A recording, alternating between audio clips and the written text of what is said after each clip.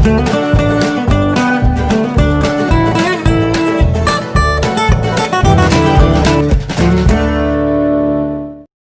Welcome back to experiment with தாரஷாம். நம்ம fruits எப்போவுமே நல்லா இன்டேக் பண்ணி நம்ம பாடியை ஹைட்ரேட்டடாக வச்சுக்கணும். ஆனால் ஃப்ரூட்ஸ் நம்ம நார்மலாக சாப்பிடும்போது சம்டைம்ஸ் கொஞ்சம் போரிங்காக இருக்கும். அப்போது இந்த மாதிரி ஏதாவது டிஃப்ரெண்ட்டாக ட்ரை பண்ணால் கொஞ்சம் இன்ட்ரெஸ்டிங்காக இருக்கும் சாப்பிட்றதுக்கு. ஸோ அதுக்கு ஒரு சில வெரைட்டிஸான ஃப்ரூட்ஸ் நம்ம எடுத்துக்கலாம். நான் முதல்ல ஒரு பொமோகிரானட் எடுத்துக்கிறேன். அதுக்கப்புறம் இது நம்ம வீட்டில் காய்ச்ச மாம்பழம். இதுதான் ஃபர்ஸ்ட் சீசன். ஸோ நம்ம வீட்டில் காய்ச்ச மாம்பழம் யூஸ் பண்ணுறனால ரொம்ப ஹாப்பியாக இருக்குது. நல்ல டேஸ்ட்டாக இருந்துச்சு.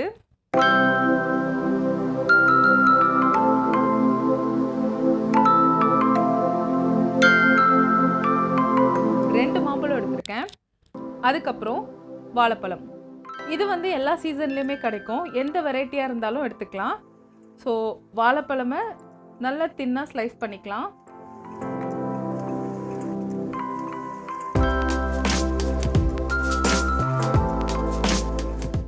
எல்லா ஃப்ரூட்ஸையும் கட் பண்ணதுக்கப்புறம் ஒரு பாத்திரத்தில் 1 லிட்டர் பால் எடுத்துக்கிறேன். இது எந்த வெரைட்டி பாலாக இருந்தாலும் பரவாயில்ல. ஸ்கிம்டு மில்காக இருந்தாலும் ஓகே, இல்லை ஃபுல் க்ரீம் மில்காக இருந்தாலும் ஓகே. தண்ணி ஊற்றாமல் பால் நல்லா கொதிக்க வச்சுக்கலாம்.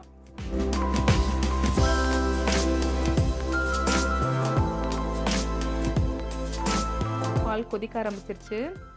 இது திக்காக இருக்கனால அடி பிடிச்சிடாமல் இருக்கிறதுக்காக நம்ம கொஞ்சம் மிக்ஸ் பண்ணிகிட்டே இருக்கலாம்.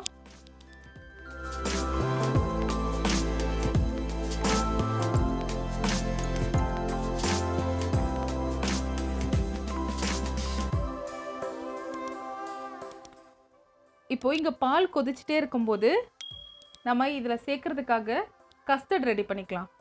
கஸ்டர்ட் பவுடர் ஒன்றுமே இல்லை, அது ஒரு ஃப்ளேவர்ட் கார்ன்ஃப்ளோர் தான். இன்கேஸ் கஸ்டர்ட் இல்லைன்னா நம்ம வீட்டில் கார்ன்ஃப்ளோர் இருக்கும் இல்லையா, கார்ன்ஃப்ளோர் அதோட ஏதாவது ஒரு ஃப்ளேவரிங் ஏஜென்ட், வெனிலா எசன்ஸ் அந்த மாதிரி கூட சேர்த்துக்கலாம். ஸோ 1 லிட்டர் பாலுக்கு 4 டேபிள் ஸ்பூன் அளவுக்கு கஸ்டர்ட் பவுடர் நான் எடுத்துக்கிறேன். ஸோ இந்த கஸ்டர்ட் பவுடர்லாம் ஒரு பவுலில் ஆட் பண்ணிவிட்டு இது நம்ம ஒரு பேஸ்ட் அப்படி இல்லைன்னா கொஞ்சம் தண்ணியாக மிக்ஸ் பண்ணிக்க போகிறோம். என்னன்னா இந்த கஸ்டர்ட் பவுடர் வந்து கரையணும், கட்டி கட்டியாக இருக்கக்கூடாது. ஸோ நான் பால் ஊற்றி இது நல்லா கரைச்சிக்கிறேன். பால் கூட ஊற்றிக்கலாம், அப்படி இல்லைன்னா தண்ணி ஊற்றிக்கலாம். சூடாக ஊற்றாதீங்க, நார்மல் ரூம் டெம்பரேச்சருக்கு இருக்க மாதிரி ஊற்றிக்கோங்க. அப்போ தான் லம்ப்ஸ் ஃபார்ம் ஆகாது. ஸோ இதை நல்லா மிக்ஸ் பண்ணிடலாம். இது கம்ப்ளீட்டாக கரைஞ்சிருக்கணும், இல்லைன்னா நமக்கு பாலில் தனியாக மிதக்கும்.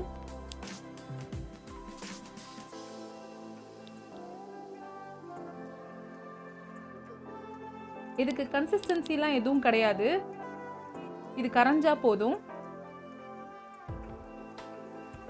மிக்ஸ் பண்ணியாச்சு.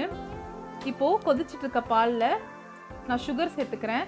1 லிட்டர் பாலுக்கு 8 டேபிள் ஸ்பூன் அளவுக்கு சுகர் ஆட் பண்ணிக்கிறேன். டேஸ்ட் பண்ணி பார்த்து ஆட் பண்ணிக்கோங்க. சுகர் நல்லா கரைஞ்சதுக்கப்புறமா நம்ம கஸ்டர்ட் மிக்ஸை கலந்துக்கலாம். இது கொஞ்சம் கொஞ்சமாக ஊற்றி மிக்ஸ் பண்ணிகிட்டே இருக்கலாம்.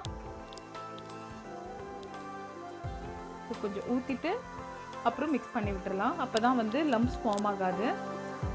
ஃபுல்லாக மிக்ஸ் ஆனதுக்கப்புறம் இப்படி தான் வரும். இதில் எந்த கலரும் நான் ஆட் பண்ணல. இது நல்ல ரூம் டெம்பரேச்சருக்கு ஆற விட்டுடலாம். இது ஆறுனதுக்கப்புறமா நம்ம கட் பண்ணி வச்சுருக்க ஃப்ரூட்ஸ் எல்லாம் ஒன்று ஒன்றா சேர்த்துக்கலாம். பால் வந்து நம்ம உடம்புக்கு ரொம்ப நல்லது. பாலில் புரோட்டீன், கால்சியம், அதுக்கப்புறம் பொட்டாசியம், அந்த மாதிரி சில நல்ல விஷயம்லாம் இருக்குது.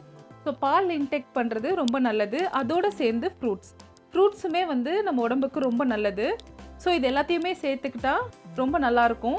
இது எப்பயாவது டைம் இருக்கும்போது செஞ்சு பாருங்கள், கண்டிப்பாக நல்ல டேஸ்டியாக இருக்கும். அப்புறம் வாழைப்பழம் கண்டிப்பாக சேர்த்துக்கோங்க, அது இதுக்கு நல்ல டேஸ்ட் கொடுக்கும். இது எல்லாத்தையுமே இதில் ஆட் பண்ணிவிட்டு இதை கொஞ்சம் சில்லுன்னு சர்வ் பண்ணால் எனக்கு ரொம்ப பிடிக்கும். நீங்களும் ட்ரை பண்ணி பாருங்கள். அவ்வளோதான்.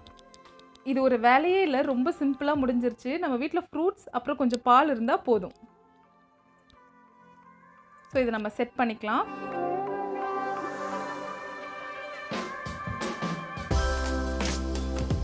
செட் பண்ணிவிட்டு சில்லுன்னு சர்வ் பண்ணால் ரொம்ப நல்லாயிருக்கும். இந்த ரெசிபி உங்களுக்கு பிடிச்சிருந்துச்சுன்னா லைக் பண்ணுங்கள். அப்புறம் நம்ம சேனலுக்கு சப்ஸ்கிரைப் பண்ணி நோட்டிஃபிகேஷன்ஸ் ஆன் பண்ணிக்கோங்க. உங்கள் ஃப்ரெண்ட்ஸ் அண்ட் ஃபேமிலியோடு ஷேர் பண்ணுங்கள், அவங்களும் ட்ரை பண்ணட்டும். தேங்க்யூ. பாய்.